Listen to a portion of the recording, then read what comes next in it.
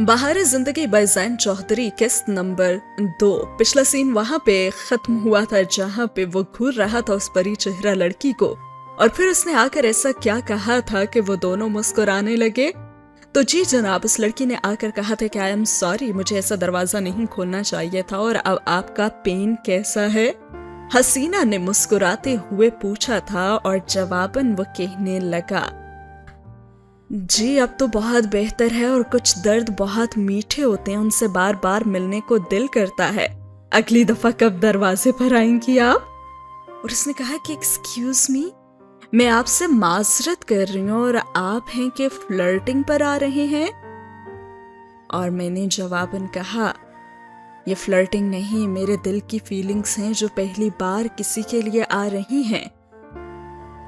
और वह जवाबन हल्का सा मुस्कुराई और ये कहकर चली गई कि आपसे तो बात करना ही फजूल है। खैर वो तो चली गई, लेकिन मैं उसे जाते हुए देखता रहा, और फिर मेहंदी की रौनक तो दोबाला हो गई थी, और 4 चांद तो तब लगे जब वही लड़की डांस के लिए आई, और मेरी तो आंखें खुली की खुली रह गईं।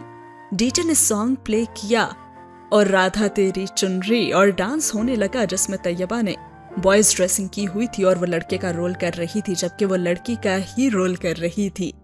और पूरे डांस में उसकी नजरें मेरी तरफ ही रही, और जब डांस खत्म हुआ तो हर तरफ से तालियां गूंजने लगी।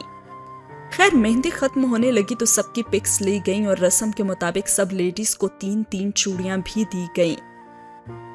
और इसके बाद घर आकर सब सोने की तैयारियां करने लगे। अड़ोस पड़ोस के ड्राइंग रूम में भी सोने के लिए जगह बनाई गई थी। उमर एक अजीब सी मुस्कुराहट लिए मेरे पास आया और कहने लगा, आ तुझे तेरा रूम दिखाता हूँ, और ये कहते हुए मुझे बाहर ले जाने लगा। यार हम दोनों 2nd फ्लोर पे सोएंगे ना, हमेशा छोटा ही सोचना। अरे एक बार आ तो सही, तुझे कुछ दिखाता हूँ। और फिर 2-3 गलियां दाएं बाएं मुड़ने के बाद एक निहायत ही खूबसूरत घर के सामने उसने जाकर मुझे रोका। अरे वाह, इसका कह रहे थे तुम मुझे? वाकई ये तो बहुत मजे की जगह है।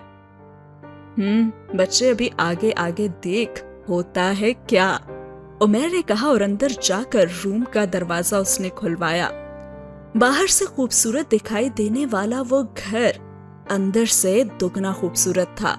और मुझे कुछ भी बताए बगैर उमर ने कहा, सुबह जल्दी उठ जाना, ऐसा ना हो कि मजे में आंख ही ना खुले तेरी।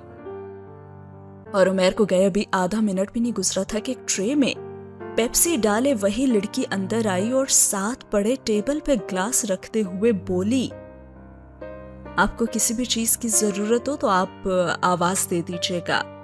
पापा भी अभी आते ही होंगे, वो जरा गपशप के आदी है ना, इसीलिए लेट हो गए हैं।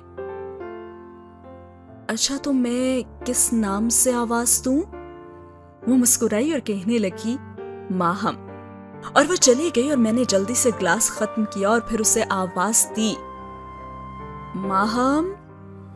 और थोड़ी ही देर में वो आ भी गई और कहने लगी, जी फरमाइए। और मैंने एक्टिंग करते हुए कहा कि ये ग्लास शायद मुझे किसी चीज की, और मैं गला साफ करते हुए उससे कहने लगा कि अगर मुझे किसी चीज की जरूरत पड़े तो कैसे बुलाऊं?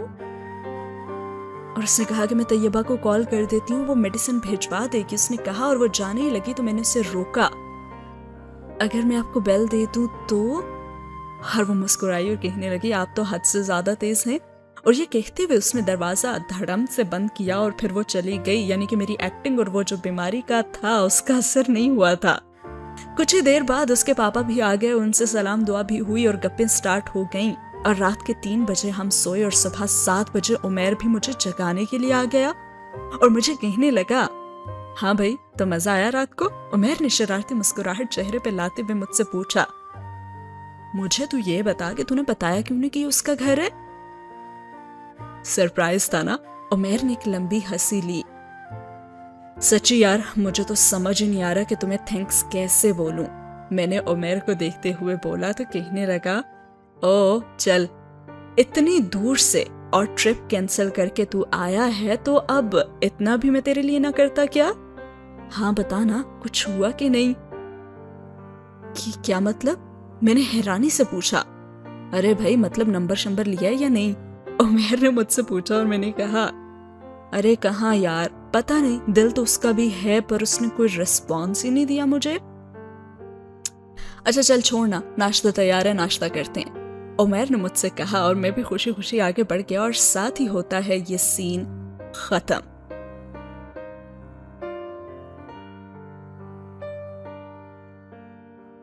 यहाँ पे बताया जा रहा है कि नॉवेल में हीरो का किरदार जो है वो तब्दील करके अब जरताश रखा जा रहा है।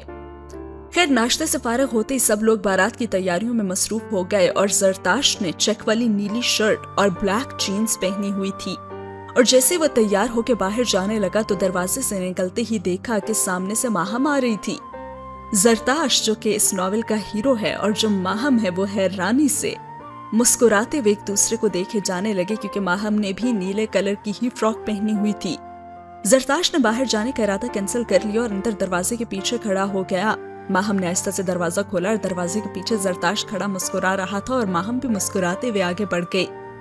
2 बजे बारात आई और जरताश बार बार माहम को नंबर का इशारा कर रहा था जबकि माहम खामोशी से मुस्कुरा कर उसे देखती रही। इसके बाद खाने के बाद 4 बजे दूध पिलाई की रस्म अदा की गई, दुल्हा दुल्हन को गिफ्ट्स दिए गए और फिर 4:30 बजे रुखसती की गई। इस सब के दौरान भी जरताश को नंबर ना मिल सका।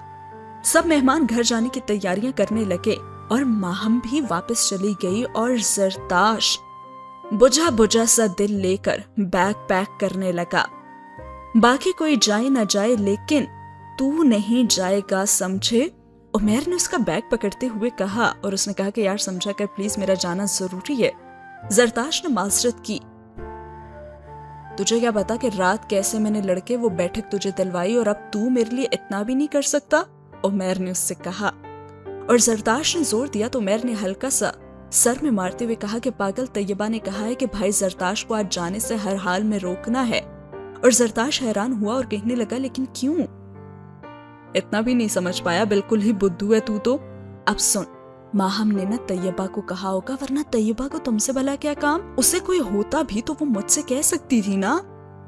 और जरताश मुस्कुराए कहने लगा, ओहो तो ये बात पहले क्यों तूने नहीं बताई? मैं तो समझा था तू आज यहीं रहेगा, बल्कि मजीद 2-3 दिन भी, उमैर ने उससे कहा। और अब तो जरताश वाकई खुश हो गया था और फिर शाम को माहम आई तो हाथ में गिफ्ट पैकेट था और वो लाकर उसने तैयबा को दे दिया। रात को खाने के बाद जरताश सोने के लिए ड्राइंग रूम में गया तो टेबल पे वही गिफ्ट रखा हुआ था। अब उस गिफ्ट में क्या था ये जानेंगे हम आने वाली एपिसोड में।